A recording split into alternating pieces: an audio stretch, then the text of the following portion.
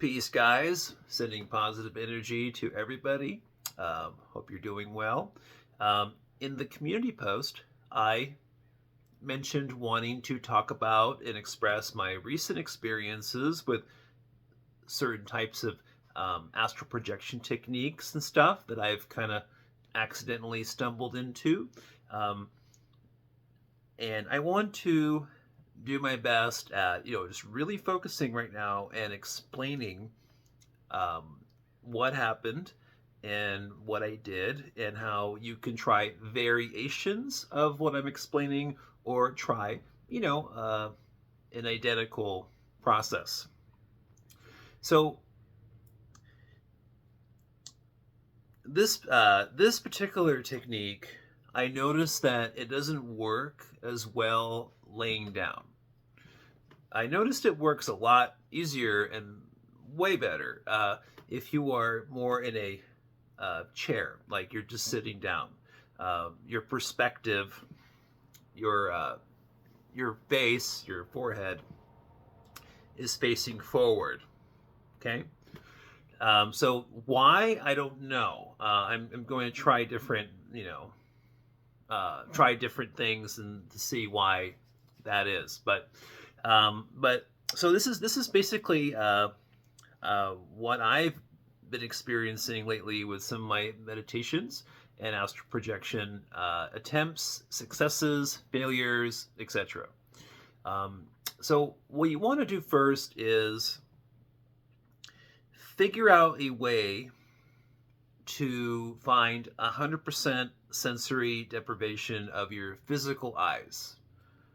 So I don't have to tell you what to do. Just figure out what materials, what blindfolds, sleep masks, whatever it is that you can use or be creative with, because it really is important. If you're going to try what I'm explaining in this video, it's very important that you cancel out and sensory deprive your sight, your physical sight, because you don't want to have any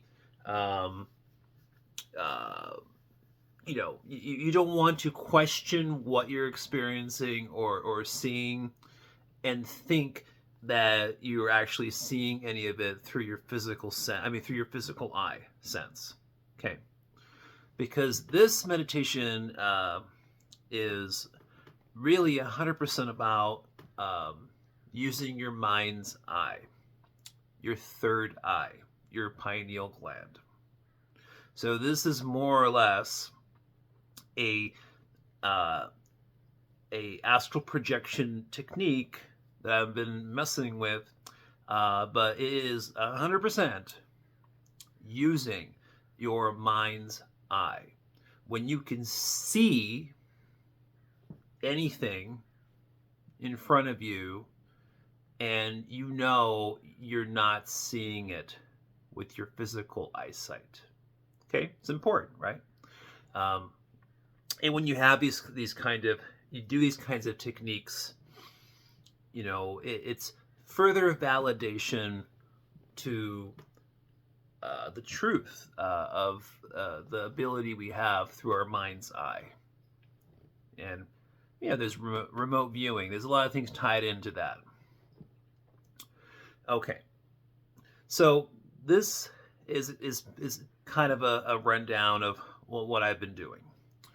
So you're getting into meditation state, right? Relaxing your muscles, doing all that stuff. You're more in a sit down position, and your perspective is facing forward. So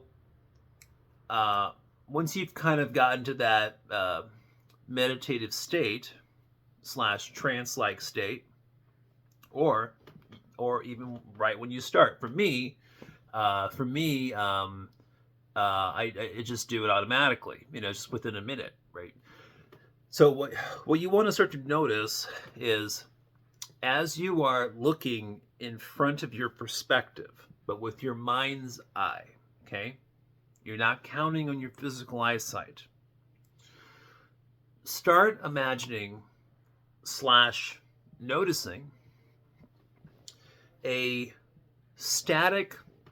large static wall that's a few feet, 2-3 feet in front of your perspective. Okay? It's a large wall, it's distinct, and it has a static like texture to it. And as you look more and more at it with your mind's eye, you'll see some primary colors, within that static, like greens, yellows, orange, blue, just, a handful of primary colors kind of within that static wall. And this wall is a three-dimensional object that is in front of your perspective. Again, when you're at that point, you are seeing what I'm explaining. You are seeing it with your mind's eye. Call it imagination, call it your third eye, call it your pineal gland, however you want to dissect that. I'm just trying to explain the technique I've been messing with and explaining what I've been experiencing. So once that whole static wall, and it looks almost like if you go into Google and just type in astral colors or anything like that, it looks a lot like some of the potential images that you might see just doing a random Google search. But just imagine those colors within a static wall, okay? And then this is the next part of my what I'm explaining.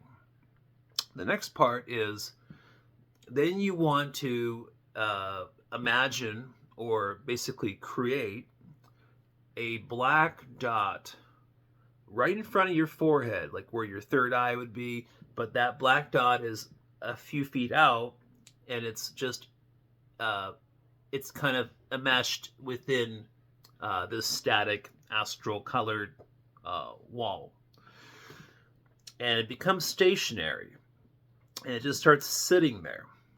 Okay, and it almost looks like a black sun. Like imagine looking at the sun, but it was black. Okay, so like a black sun, just right there, a dot. And then what I was doing was, then I was trying to move it around, and I was trying to shrink it and then to make it larger. And as I was doing that, I noticed like a pulse. So it's a black dot, and then all of a sudden it shrinks a little bit, gets bigger, and then it sends a pulse wave. And that pulse wave is hitting right in this area, and it looks like smoke rings, just individual smoke rings just pulsating out from that dot every few seconds, like 3 seconds or so, right? And coming right at me. And then when I started to see that kind of stuff, started kind of experimenting, I guess, with my concentration, in that moment, right? Then I had the wild idea of trying to connect my my Kundalini energy to this black dot, or to the rings of the pulses. They look like rings of smoke, okay, that were coming at me. So what I did was, as I was doing my breath, just my natural breath work, as I'm in relaxation and somewhat of a trance state, I was taking my Kundalini energy, which starts at the base of your back, the base of your spine, and then with my breath, I was pulling it up my back and connecting it, linking it into those smoke rings that were pulsating off the black dot.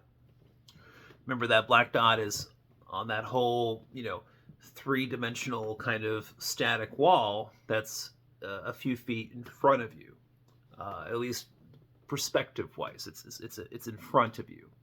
It's not just an imagination thing. It's not just really a visualization or anything.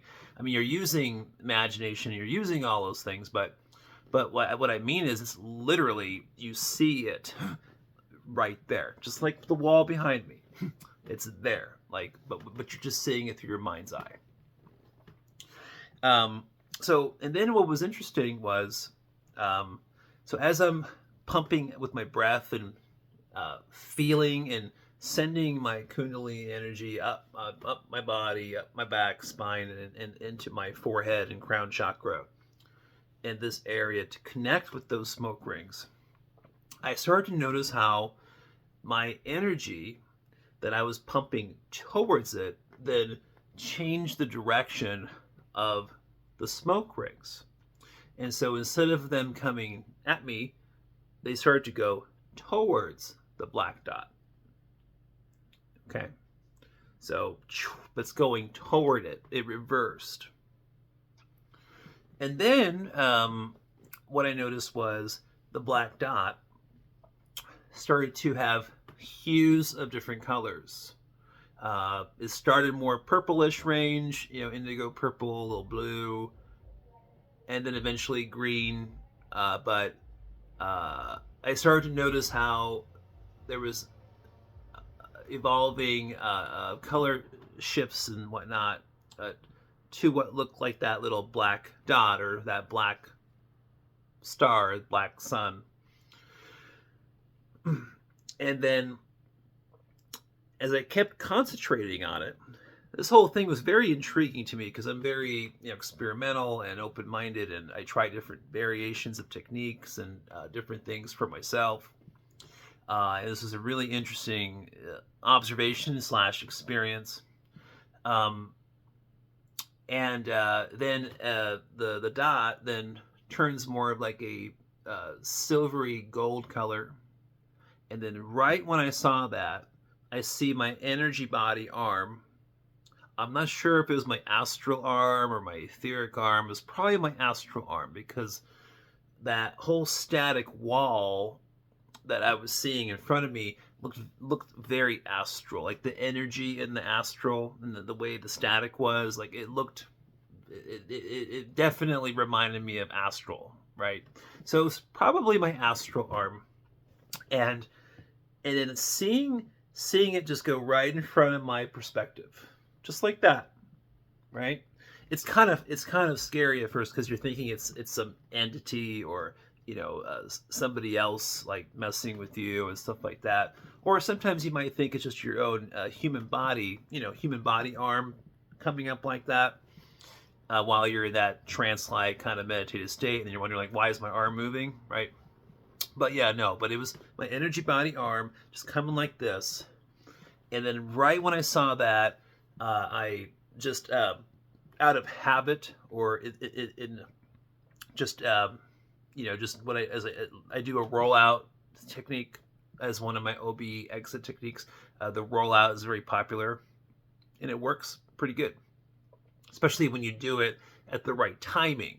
If you do it too soon, it's not going to work as good, right? If you do it too late, it's not going to work as good. You got to time it. So as I saw that in my energy body arm going like this, I did the same motion. I rolled over, and I went to my left side. And then right when I did that, then I was thinking, oh, I was just noticing something I was doing anyways. My energy body arm was starting to go with the intention and the flow of what I do just through habit over the years. I mean, I started doing the rollout OB exit technique when I was a teenager, and I didn't even know what it was. I didn't even read a book or see a documentary or nothing. There was no YouTube back then, and there was nobody in my family who talked about OBEs or astral projection. That was on my own, 100%. But through my instinct or intuition, or however you want to describe that, I was doing a rollout technique. multiple times, So sometimes when I'm in that perfect phase for doing an astral projection or consciousness shifting into one of our energy bodies, the rollout technique just happens by, through habit. I don't use it all the time. I've used it for a percentage of my OB exit techniques, but sometimes I'm not even thinking about OB exit technique, and my intention and everything else and my willpower just kind of just does it anyways because it's done it before. So yeah, so really, I hope I explained that in a way where you can kind of understand what I've been experimenting with or experiencing last few weeks with some of my meditations. I really suggest trying some of the stuff and seeing for yourself like what comes from it for you. I think what's most interesting is just trying to see that kind of that astral static wall that's like a few feet in front of you, your perspective. But again, going back to the beginning of this video, the importance of figuring out how in your situation or with whatever supplies you have or at hand, how to do this technique and exercise with a meditation, but to have actual sensory deprivation of your physical eyesight. If I did all this stuff that I'm explaining to you, and if I felt like some of it was manipulated by my physical eyesight, then I wouldn't be making this video.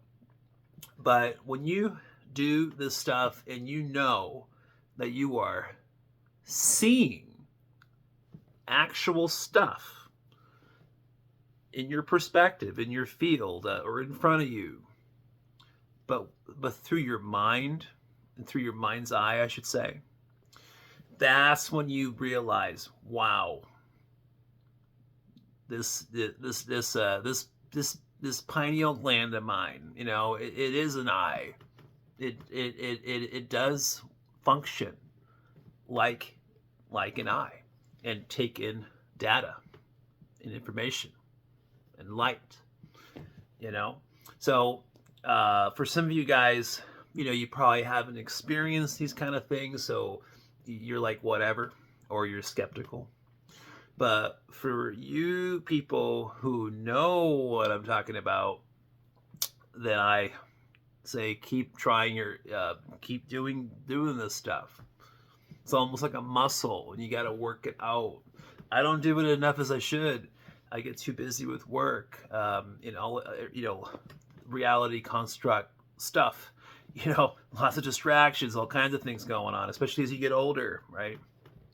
But thank goodness I'm still able to just find whenever I have those opportunities or those times to focus on my own abilities, spiritual development, experiences, out-of-body experiences, all this stuff.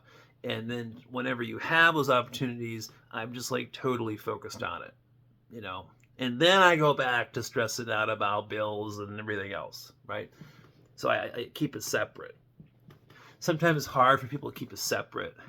They go into, as they get older, they want to try astral projection, and you're a few minutes into your meditation, and then you still have those thoughts about, your kids, your bills, your neighbor, this, that, or some meeting, or, surgeries, the thoughts just come in, So, yeah, I've truly trained myself to have a separation of that for the most part whenever I do meditate. All right, well, I'll talk to you guys very soon. Comments down below. I appreciate all of you. Again, sending lots of positive energy to everybody. And remember, even though there's a lot of negativity and BS in this reality construct, just ongoing, and a lot of it's, it's just the way it is. It's just where we live. And a lot of it's, just pre-programmed and scripted that way. You can still override it by keeping yourself at a high frequency. Peace.